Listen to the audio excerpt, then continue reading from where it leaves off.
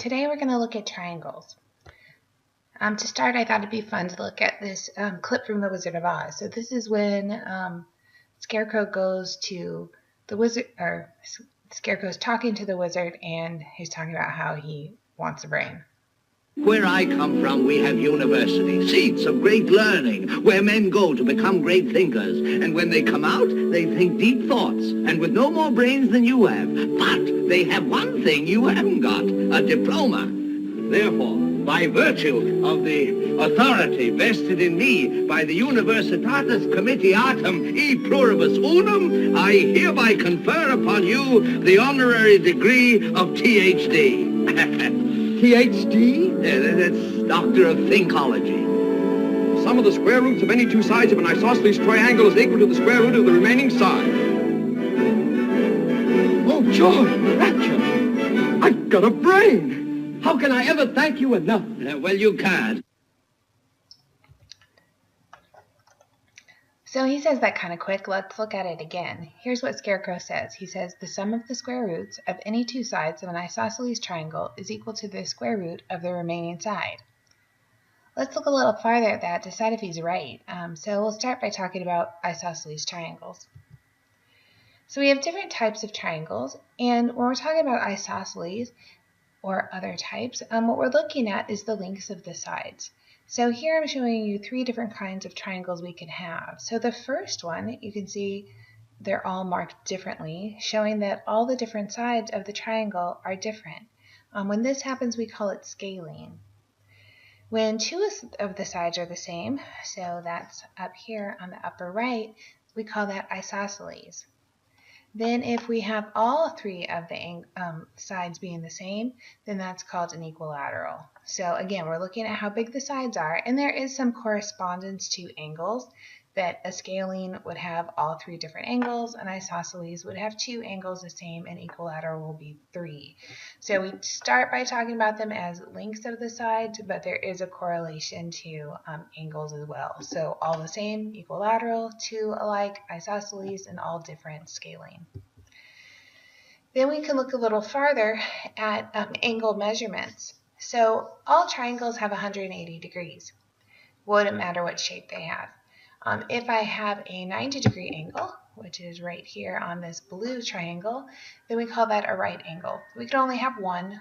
If I had two of them, those two would be 180 already. We would have no room for a third one. So the most I can have is one 90-degree angle. If all of the angles, like this one, are less than 90 degrees, then we call that acute. They're all little, so that's acute. We can have at most one that has more than 90 degrees, and that's what this one shows in the purple triangle, and that we call obtuse. So anything bigger than 90 is an obtuse triangle. Something else we talk about a lot with triangles is called the Pythagorean theorem. So the Pythagorean theorem only works for right triangles, and in the right triangle, this length C is called the hypotenuse, so that's the one that's across from the right angle. And what we have is when we have a right angle, when we square the sides of the two other sides, it should equal to the square of the hypotenuse. So I wrote it, if a triangle has a right angle such that C is the side opposite the right angle, called the hypotenuse, then the sum of the squares of the other two sides, A and B, is equal to the square of C. So we have A squared plus B squared is C squared. It really matters that you put C on the right opposite the A and B and that you don't mix those up.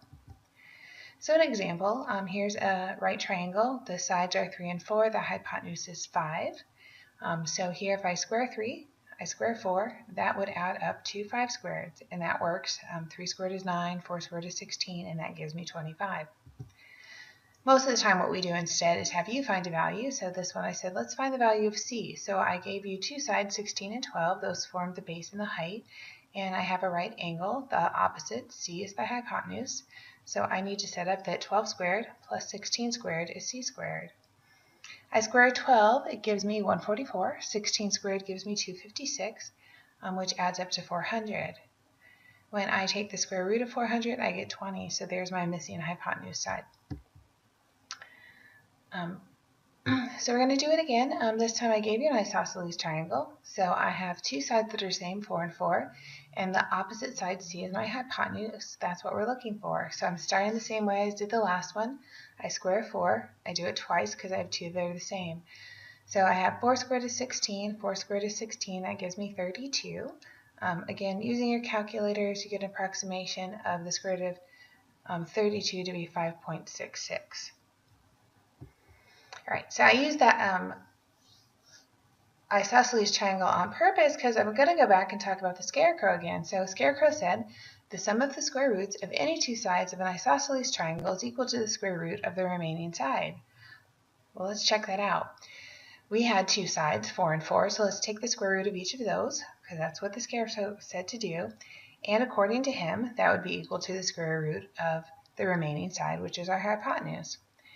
To make it easier to understand, I just threw the square root of 5.66 in my calculator and got that it's about 2.38. So using the scarecrow's logic, it should be that the square root of 4, which is 2, plus the square root of 4, which is 2, is equal to that square root of 5.66, which is 2.38.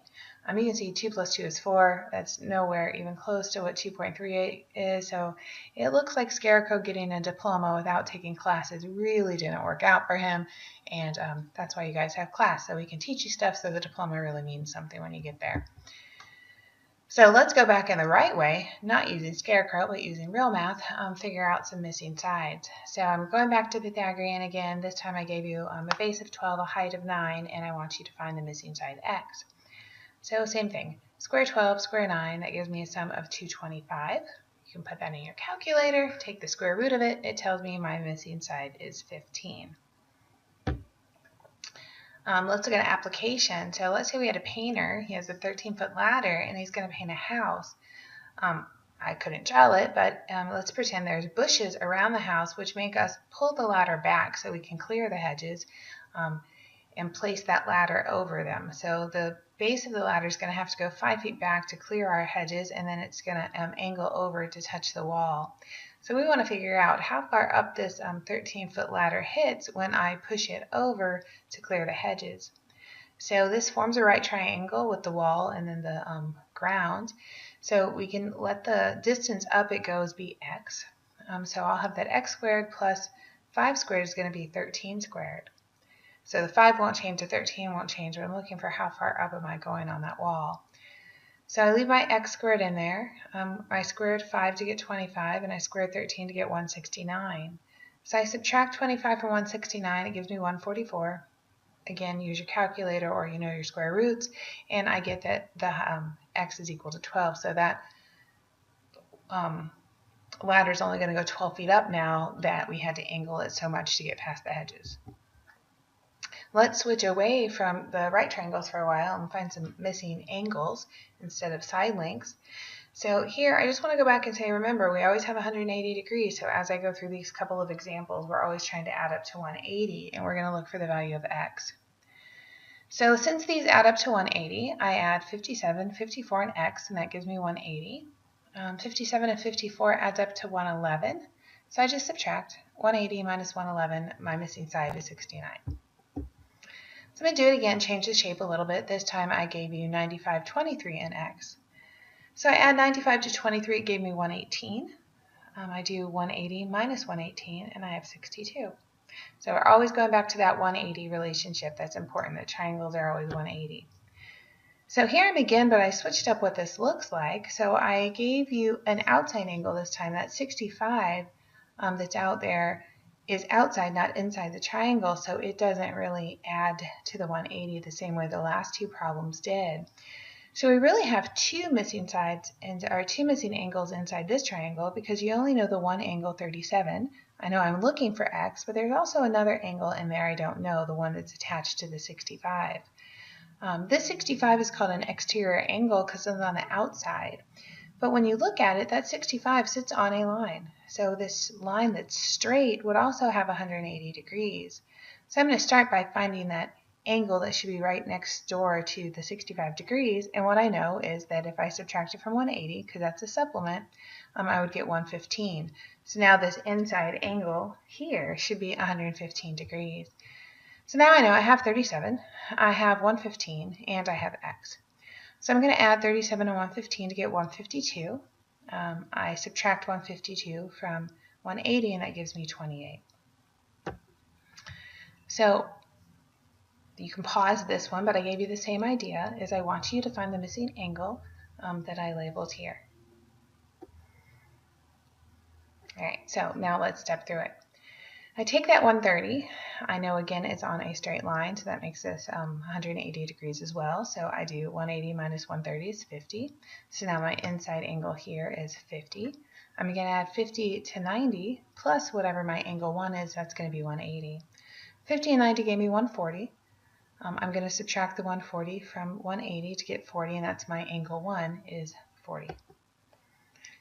Let's switch back to an isosceles just to mix it up again. And with an isosceles, I know these two missing angles are going to be equal. So if I call them x, I have x, and 36 is 180.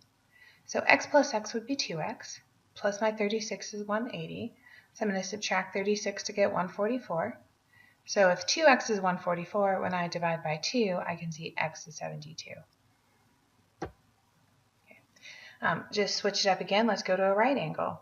So in this right angle, I have a 2x at the top, I have 90 as my right angle, and I have 3x minus 5, and that's supposed to be 180.